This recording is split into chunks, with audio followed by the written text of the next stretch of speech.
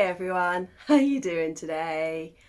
I should have started recording this 3 days ago while it was still sunny and lovely out, but instead I waited because I was sick. I still am technically sick and recovering, but because I left it, it's now raining and crappy and horrible outside, so yay! Woo! Anyway, on that cheery, festive note, it's time to reflect, look back on the year and have a look at the books that were released in 2022 and break down which ones were my favourite.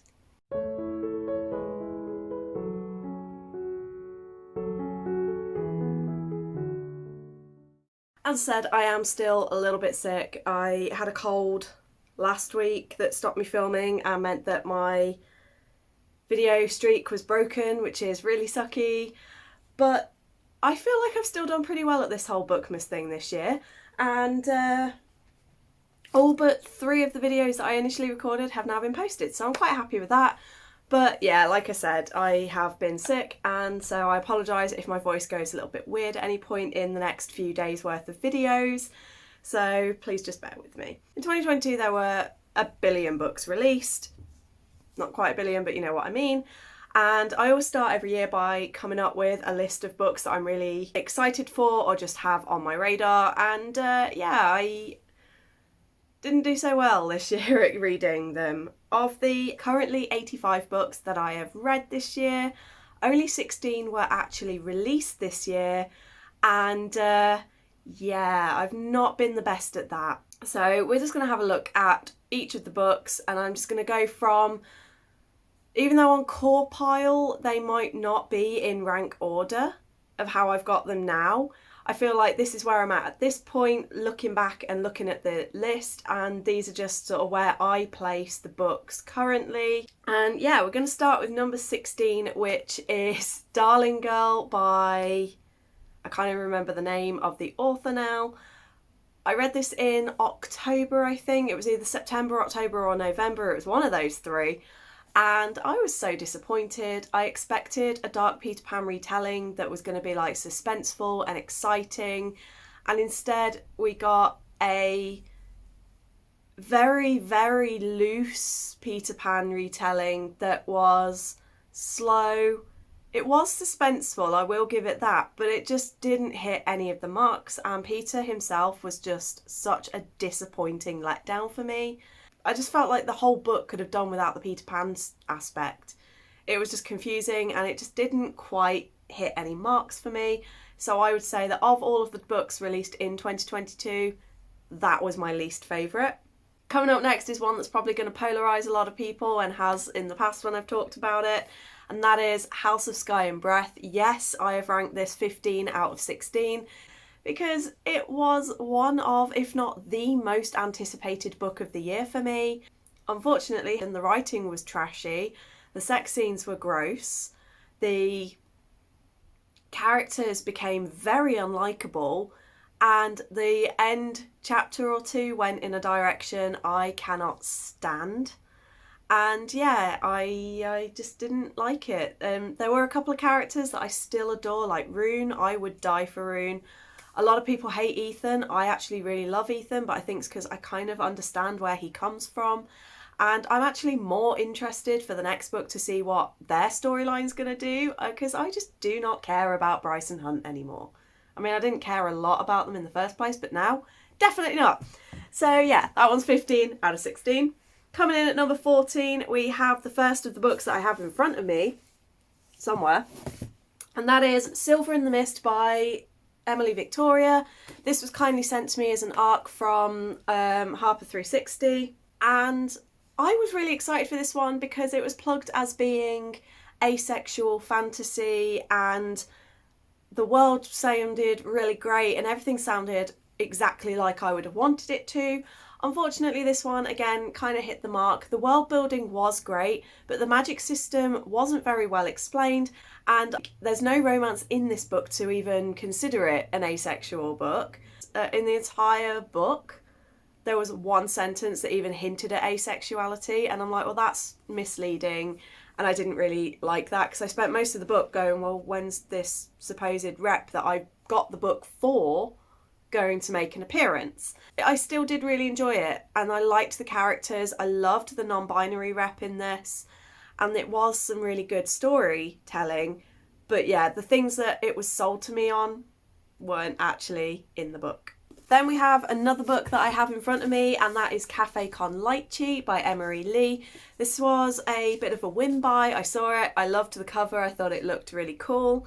And it ended up actually being quite a clever, cute book. You've got Theo and, I keep wanting to say Nicholas, but it's not, it's Gabby. Their families have rival cafe businesses, and they end up working together to basically fuse together the two foods of their restaurants. One is Japanese Chinese, one is Puerto Rican.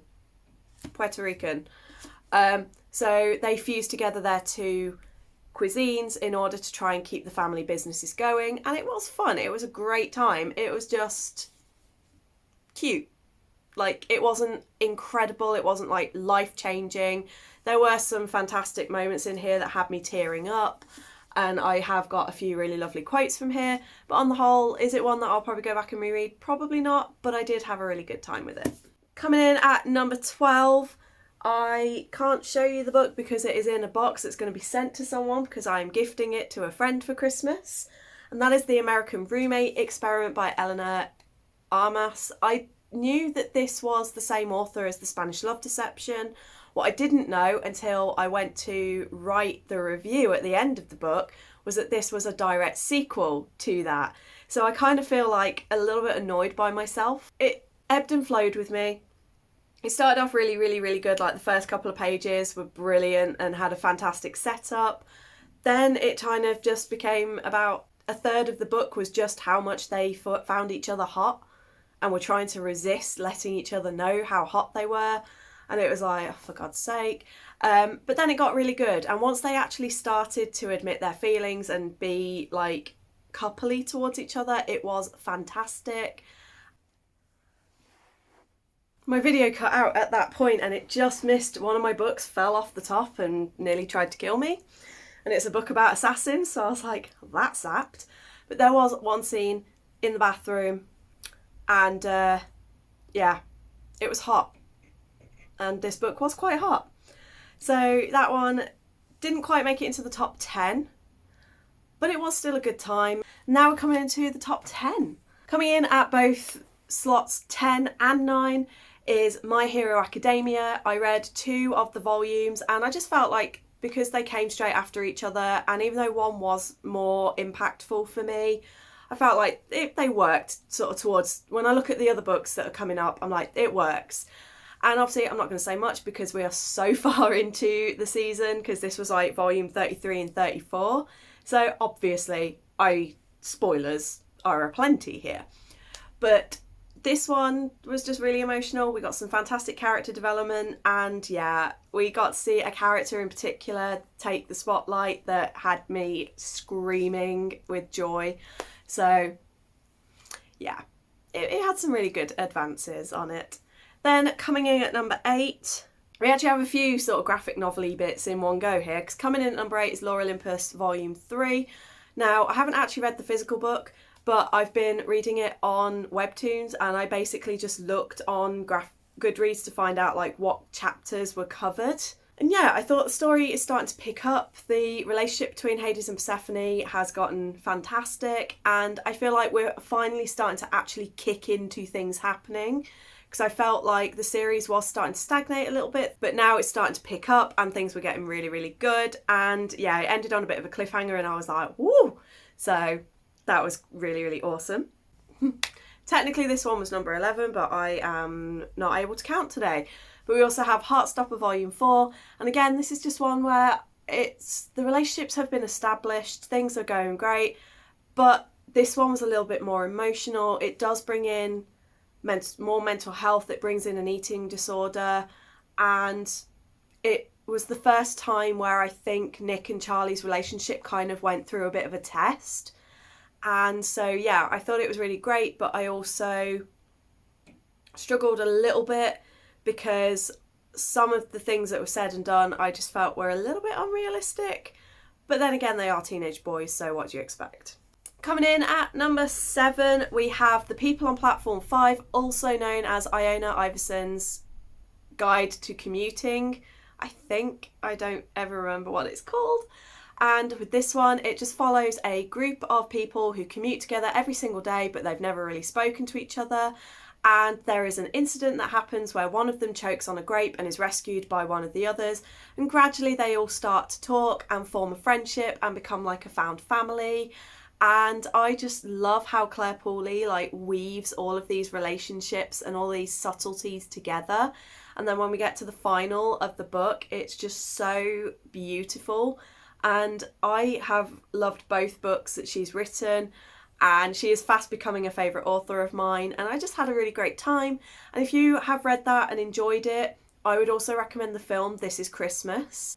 But it was so sweet because that film had very, very similar vibes, but it's also a Christmas film, so it's perfect for now.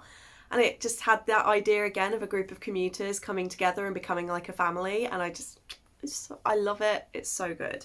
Number 6 is the final in sort of like the graphic non-novel type books, and that is The Anime Chef's Cookbook. This is how you get a nerd and reluctant cook to cook. But honestly, this book was so cute. It had really lovely little illustrations, and it's full of recipes from various manga and anime, and I love it. So it even had classic and older anime in there, like Rurouni Kenshin, which is now a 30-year-old anime, and it was just so fun and such a pleasure to read. And yeah, I can't wait to try out some of these recipes, and just loved it. Coming in at number 5, so top 5 now, woo! And I actually have most of these in physical form. Coming in at number 5 is Only a Monster by Vanessa Len. This was a 2022 debut. I thought it was incredible. I think it was one of the better debuts that I've read so far. And I read this in a single day. It was very easy, very likeable characters, very easy to read and follow. And I love how it has this whole what makes a monster, what makes a hero kind of vibe, because you find out that those that are deemed as monsters aren't actually that monstrous, and those that are deemed heroes aren't all that heroic. And it had like a heist kind of element in there. It had time travel elements. It had fantasy elements, and it was just a really fun time, and I cannot wait next year for the second book. Coming in at number 4, we have Aidan Thomas and the Sunbearer Trials. Aidan, even though they made me cry, they had fantastic characters as always. I laughed like a maniac. I loved all of the rep. There was just some parts of this book that felt a little bit rushed and not quite developed, and I feel like that's going to be resolved in the next book. But yeah, I had so much fun with this, and it really is Percy Jackson meets the Hunger Games kind of vibes. And you've got all these trials, and I like that we got to see all of the different characters showing their strengths. Yeah, there was just so much rep in this book. It was awesome. Definitely one if you love fantasy with tons of rep. Just go read it, so good. Now we are in the top 3. That's 6.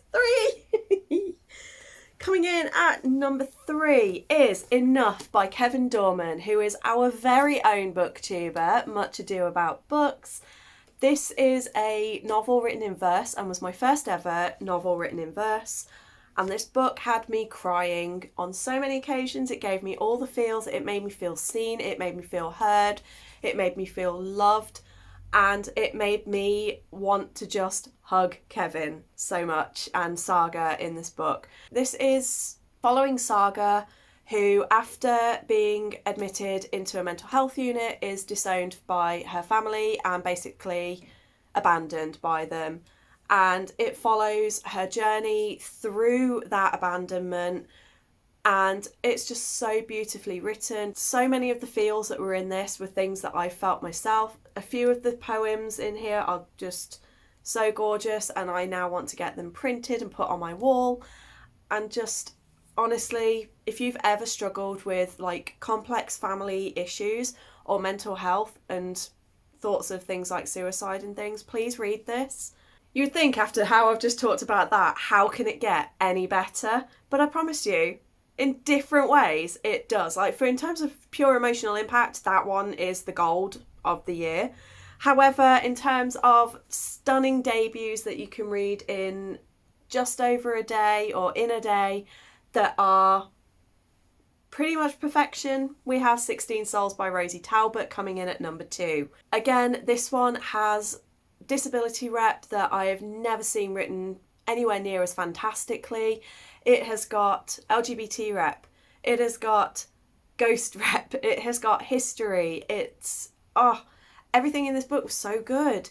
And there's no elements of this book where you sort of feel like it doesn't make sense or you wonder why things are going the way they're going. It all just comes together so beautifully. It was a lot darker than I expected. I was expecting it to be more sort of like cozy mystery, because Rosie herself is very like loving and cozy, and when you see her on TikTok, she's just, and even in real life, she just exudes this like Victoriana librarian with a heart of gold who will give you a cup of tea and a cake and tell you that you are loved. And then her writing just completely blows that one away, and you're like, what? That's dark. But 16 Souls was definitely my favourite 2020 debut, and I am so excited to see where it's going to go. I could go on for hours about how amazing this book is. Just pick it up, read it if you haven't. It needs so much more hype than I've seen it get. And then finally, coming in at number 1, I wish I had a physical copy so badly. Number 1 for the year of 2022 releases is Glow by Raven Kennedy.